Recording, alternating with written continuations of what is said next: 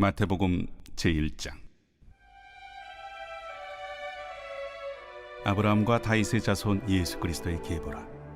아브라함이 이삭을 낳고 이삭은 야곱을 낳고 야곱은 유다와 그의 형제들을 낳고 유다는 다말에게서 베레스와 세라를 낳고 베레스는 헤스론을 낳고 헤스론은 람을 낳고 람은 아미나답을 낳고 아미나답은 나손을 낳고 나손은 살몬을 낳고 살몬은 라합에게서 보아스를 낳고 보아스는 루색에서 오벳을 낳고 오벳은 이새를 낳고 이새는 다윗 왕을 낳으니라. 다윗은 우리아의 아내에게서 솔로몬을 낳고 솔로몬은 르호보암을 낳고 르호보암은 아비야를 낳고 아비야는 아사를 낳고 아사는 여호사밧을 낳고 여호사밧은 요람을 낳고 요람은 우시아를 낳고 우시아는 요담을 낳고 요담은 아하스를 낳고 아하스는 히스기야를 낳고 히스기야는 므낫세를 낳고 므낫세는 아몬을 낳고 아몬은 요시아를 낳고 바벨론으로 사로잡혀갈 때 요시아는 여고냐와 그의 형제들을 낳으니라.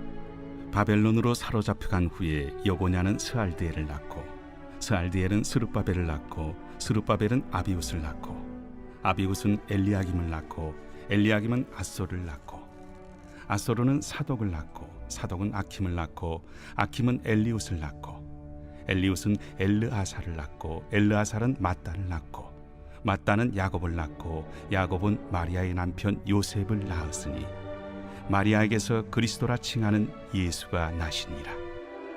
그런즉 모든 대수가 아브라함부터 다윗까지 14대요 다윗부터 바벨론으로 사로잡혀갈 때까지 14대요 바벨론으로 사로잡혀간 후부터 그리스도까지 14대더라. 할렐루야. 오늘 우리에게 주신 하나님의 말씀은 마태복음 1장 1절부터 17절까지 말씀입니다. 오늘 말씀의 제목은 왕의 족보의 의미입니다. 중국 4대 기서 중 하나인 나관중의 삼국지 연의를 보면요, 삼국의 혼란을 잠재우고 통일을 가져온 나라는 사마염의 진나라입니다. 그런데 삼국지에서 가장 유명한 군주를 꼽으라고 한다면 이 사마염이 아니죠. 유비를 꼽습니다. 유비는 보통 한나라의 후예로 알려져 있는데요. 한나라는 전한과 후한이 있습니다. 그중 유비의 조상은 전한 경제의 아들인 중산정왕이죠. 그리고 이미 시대는 유비가 태어난 시대는 후한입니다. 그래서 후한 광무제와는 다른 족보예요. 한나라의 종친으로 보기에는 너무 먼 당신이었습니다. 그 당시 황제였던 헌제와 거의 20촌이 넘는 촌수였을 것으로 짐작이 됩니다. 거의 남이나 다름없죠. 그런데 그를 한나라의 종친이자 황족으로 이야기하는데 사람들은 주저함이 없습니다. 이는 유비의 삶의 행적이 황족으로 굉장히 어울렸기 때문이에요. 유비는 누상촌이란 곳에서 돗자리를 만들어 파는 일을 했습니다. 그러다가 황건적의 난이 일어나자 의동생인 관우, 장비와 거병하여서 군웅의 길을 걷게 되죠. 근데 유비하면 떠오르는 것이 있어요. 뭐냐면 참 덕이 많은 군주라는 겁니다. 황족임에도 불구하고 백성들을 내 몸같이 생각하는 군주였죠. 이것을 보면은요, 왕의 족보에 참 어울리는 자다, 이렇게 생각할 수가 있습니다. 또한 그런 평가를 받죠.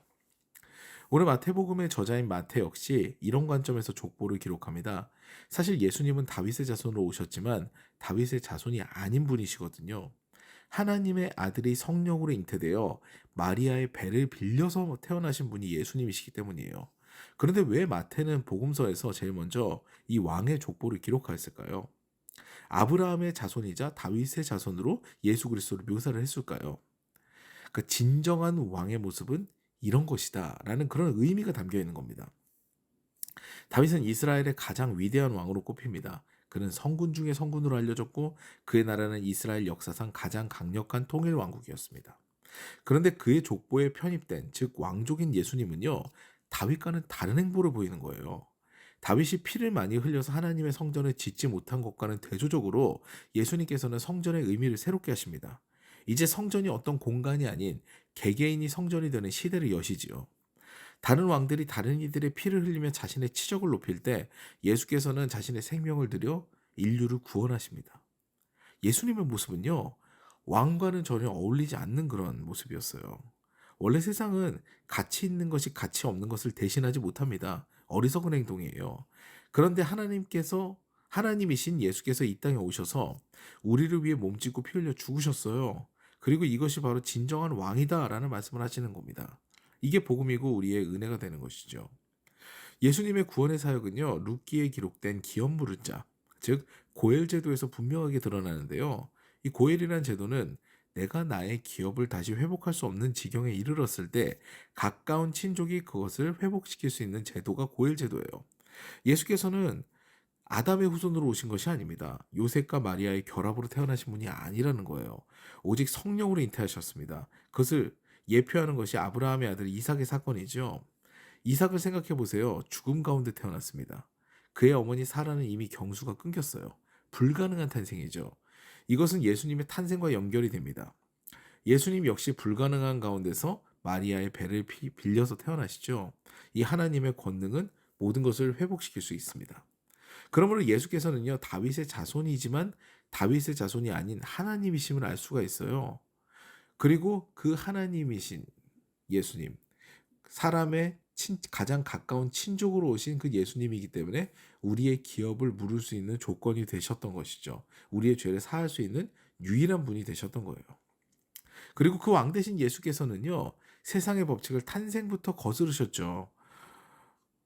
어떻게 태어날 수 없는 삶이지 않습니까? 하나님의 아들이 인간의 배를 빌려서 태어난다. 이거 있을 수 없는 얘기잖아요. 그것부터 거스르신데요. 예수님의 삶은요, 그것뿐만 아니라 세상의 삶에 역행하는 삶까지 사십니다. 세상 어디에 신이 인간을 위해서 목숨을 버립니까?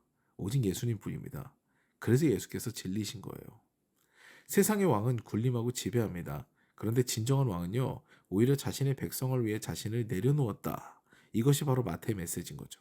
사랑하는 여러분, 우리는 예수님께서 베풀어 주신 그 은혜, 그 위대한 사랑을 늘 기억해야 합니다. 무익한 우리를 위해 가장 유익한 하나님의 아들이 생명을 주신 거거든요.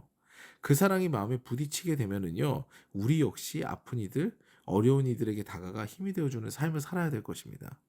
오늘도 만약 그런 기회가 주어진다면 기꺼이 그 삶을 살아내는 저 여러분 되시기를 주님의 이름으로 축원합니다.